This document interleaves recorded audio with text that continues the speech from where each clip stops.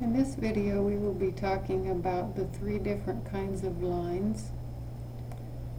Lines come in three flavors, so to speak. We have slanted lines, horizontal lines, and vertical lines. Each kind of line has its own graph, its own equation, and its own slope. Let's take a look at slanted lines. Slanted lines are sometimes called oblique lines because they just kind of cut across at any old angle. If a line goes uphill, it has a positive slope. If a line goes downhill, it has a negative slope. Now, what do I mean by slope? Slope means how quickly the graph rises or falls. Sometimes we say that the slope equals the rise over the run. It's simply a way of describing how steep the line is. The equation of a slanted line is y equals mx plus b. Notice that in this equation we have an x and a y. The letter m represents the slope. So the slope of a slanted line is m. The letter b tells us where we cross the y-axis. It's called the y-intercept. The second kind of line, the horizontal line, is a line that simply goes straight across. The equation for a horizontal line is y equals some number. Notice that there is no x in this equation, only a y. So whenever you see an equation with only a y, you know you're dealing with a horizontal line. This number represents the place where we cross the y-axis. The slope of a horizontal line is 0. That makes sense. If you're walking on a level street, you're not going uphill, you're not going downhill, you're just going perfectly level, so your slope is 0. The third kind of line we have is a vertical line. A vertical line goes straight up and down.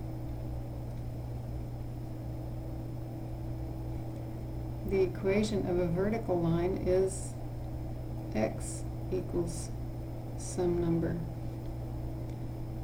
Notice that in this equation we have no y, only x. The slope of a vertical line, well, think of it this way. A vertical line is kind of like a wall. Can you climb a wall? No, you can't climb a wall. So the slope of a vertical line, we say, is undefined.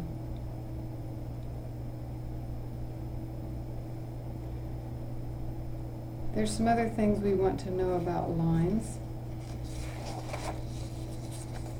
We're often asked to find the slope of a line given 2 points. So we have a formula to do that. M, which is slope, equals y2 minus y1, that's our rise, over x2 minus x1, that's the run. So let's try an example. Suppose I have these 2 points. We'll call the first x x1, and the first y we'll call y1. The second x we'll call x2. The second y we'll call y2. So let's plug these into our formula. y2 minus y1 over x2 minus x1. I'm just plugging things into my formula.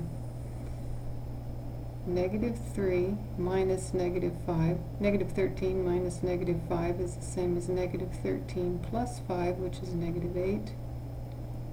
Negative 3 minus 2 is negative 5. A negative divided by a negative is positive, so my slope is 8 over 5.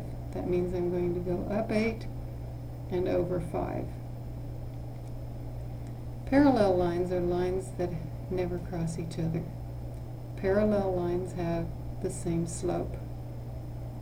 Perpendicular lines have slopes that are negative reciprocals. Perpendicular lines cross at right angles.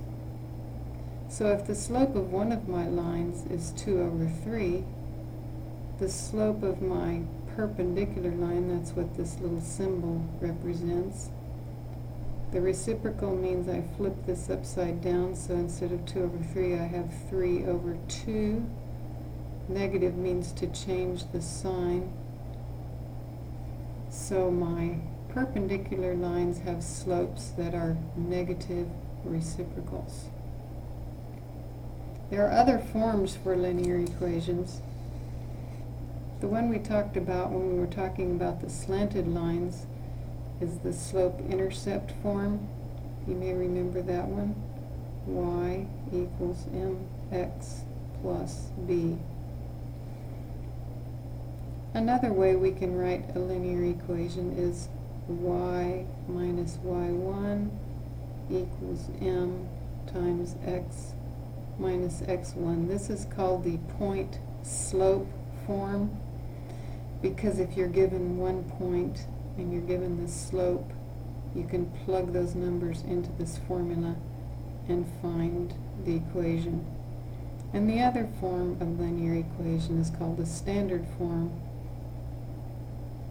and its formula is ax plus by equals c. And the thing about a standard form is you don't want to have any fractions. If you end up with fractions, multiply everything by the lowest common denominator to eliminate your fractions. So that's lines all in a nutshell.